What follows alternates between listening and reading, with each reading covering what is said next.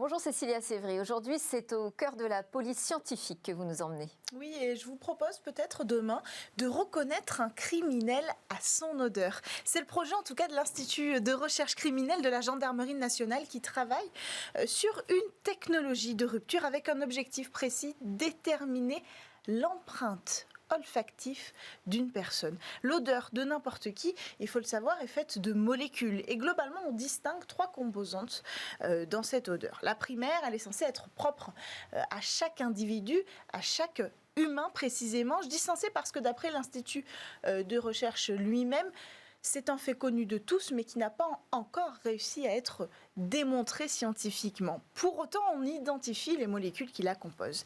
La seconde composante de l'odeur humaine, elle est variable, elle est liée à plusieurs facteurs. Par exemple, notre taux de stress, notre facteur de stress, c'est le mot que je cherchais, ou alors notre régime alimentaire, ou notre activité physique régulière.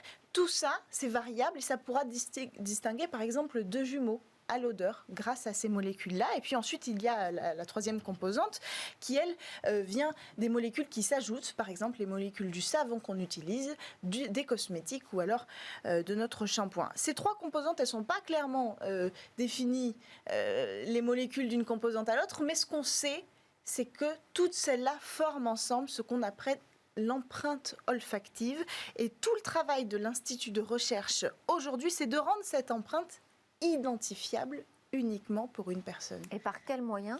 Alors là, il faut d'abord savoir capturer cette odeur, c'est le plus difficile. Pour ça, l'équipe a bien avancé. Elle a mis au point un polymère, un petit polymère de 2 cm de long et 2 mm de large qui est capable d'emprisonner les molécules. L'idée, c'est donc de frotter ce polymère soit à une main, soit à un objet, comme une petite brosse en fait, ou alors on peut aussi le poser à côté d'une source qu'on imagine d'odeur et elle sera capturée.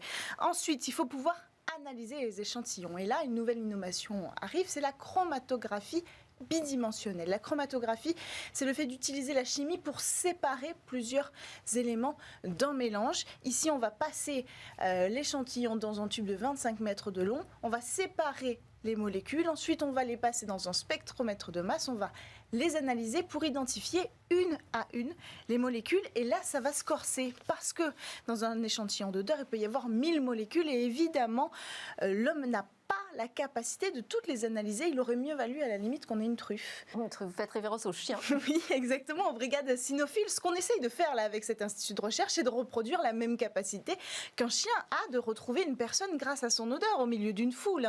Donc là, l'idée, c'est de remplacer la truffe du chien par des algorithmes. Et c'est la prochaine étape de l'Institut, d'aller faire travailler des algorithmes, de faire intervenir l'intelligence artificielle avec du deep learning pour, sur la base de toutes ces données, de toutes ces molécules amassées, créer véritablement une empreinte identifiable pour chacun et apporter de quoi corroborer les preuves. Merci beaucoup Cécilia Sévry, merci à tous de nous avoir suivis. Vous avez rendez-vous avec le lab où les entreprises du numérique viennent pitcher et on continue les réflexions sur la tech dès demain.